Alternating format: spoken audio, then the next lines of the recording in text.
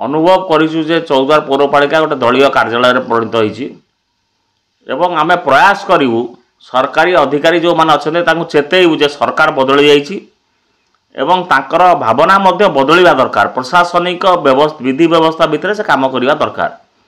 जदि न हबा ताका ऊपर कार्यानुष्ठान ग्रहण करिया पय विभागीय मंत्री मानक पाखे दाबी करिवु। ये होछि गोटे कथा। द्वितीय कथा होछि चौद्वारवासी केबे शासन देखि पार नाथि एवं एथर भी से हाथ छड़ा कर दैछन्ति किंतु आमे तो सब भोटर को किछि कहबा नै का लोक आमको भी भोट दैछन्ति। ये जो मेरी राय चली जो विजु जनता दलर गोटे परिवार बाप पुओ को भोट दे आज चौद्वारवासी जो भूल करछन्ति। चौद्वार कटक निर्वाचन मंडली वरिष्ठ बीजेपी नेता तथा राज्य कार्यकारिणी सदस्य नयन किशोर महांती बड़ घोषणा। रविवार 28 तारिख में चौद्वार गांधीछक टाउन हॉल रे हेबो सामूहिक समाधान निमंते अभियोग शुणाणी। माननीय मुख्यमंत्री मोहन चरण माझी राज्यवासी समस्या दूर करने लोक पाखरे पहुंची जनशुणाणी अभियोग विभिन्न ब्लॉक और जिलापाल कार्यालय आरंभ करिसेंति। एही परिप्रेक्षी में चौद्वार कटक निर्वाचन मंडली चौद्वार पौरपालिकार 19टी वार्ड इंद्राणीपाटना मंडलर 5टी पंचायत बासिंदा को नहीं सामूहिक समस्यार समाधान निमंते अभियोग शुणाणी शिविर कार्यक्रम हेबाकु जाउछि। एने कोन कहउछंती बीजेपी नेता। देखो तो चौद्वार सबुठू अवहेलित कहले अत्युक्ति हम ना। आमर दीपतल अंधार भाया ये गोटे सर्वपुरातन सहर ओडिशा राजधानी कटकर पाखे गोटे सहर चौद्वार सहर से सबुठू बड़ अवहेलित। से आम सेठू ये अभियोग शुणाणी आरंभ करचु।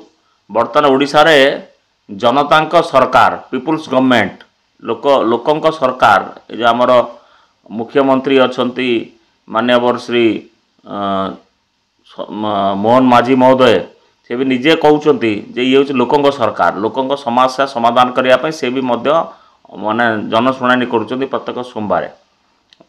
तेणुक आमे भी आम मान निर्वाचन मंडली रे अभियोग शुणाणी करूँ एवं जोटा आम स्तर रे समाधान हो पार स्थानीय समस्या ताको आम सांगे सांगे तुरंत से लोकों सामने आम समस्या समाधान करने प्रयास करूँ।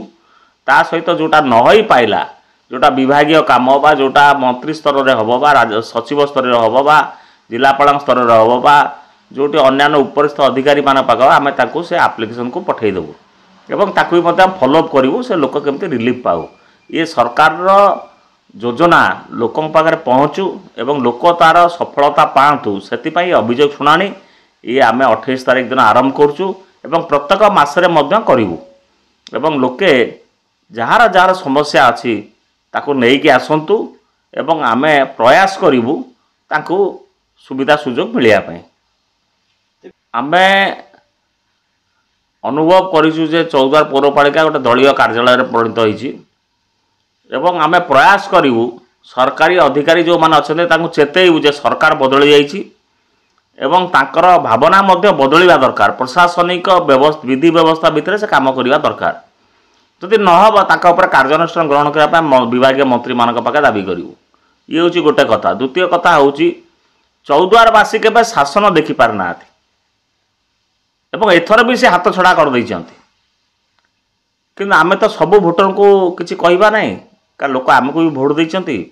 ये जो मेरी राय चली जो विजु जनता दलर गोटे परिवार बाप पुओ को भोट दे आज चौद्वारवासी जो भूल करछन्ति आमे तो ताको सजाड़ी पारिबो नै कि आमे लोक सचेतन करने ताकर समस्या समाधान करने बर्तमान लोके निरीह लोके बहुत असहाय एवं से माने विभिन्न कथार विभिन्न प्रलोभन भोट दे दीचंती किंतु बर्तमान करेंगे कौन तांग घरे पानी पशुची नाल हो पारु नहीं एवं ताकर समस्या समाधान आवास योजना रे मध्य प्रिया तोषण दलीय भावना से बंटा जाउची। रेशन कार्ड काटी दिया होची अन्य दलर कार्य माने जो माने शुभेच्छु अच्छी साधारण लोक कई किसी विजु जनता दल विरुद्ध में कहूँ साधारणतः रेशन कार्ड रे जो माने प्रकृत हिताधिकारी हवा कथा तांका ना भी नाही तार बर्तमान अबिका राज्य मंत्री महोदय राज्यर जो आम जोगाण विभाग मंत्री घोषणा कर आम असाधु लोक रखई देवु ना एपाई तार चयन प्रक्रिया आरंभ हो सारी एथिरे भल लोक पातु आम भी सेटा प्रयास करूँ ता सहित आपणकर विभिन्न समस्या अच्छी अंचल विभिन्न समस्या अच्छी से समस्या को केमिति समाधान हम से अभियोग शुणाणी ए विधि व्यवस्था गोटे आम आरंभ करने जाऊँ 28 तारिख में प्रथम करी हम आर मास भी हम प्रति मास हम लोक तार सुविधा सुजोग नियंतु ये निवेदन मु लोक करुच्ची।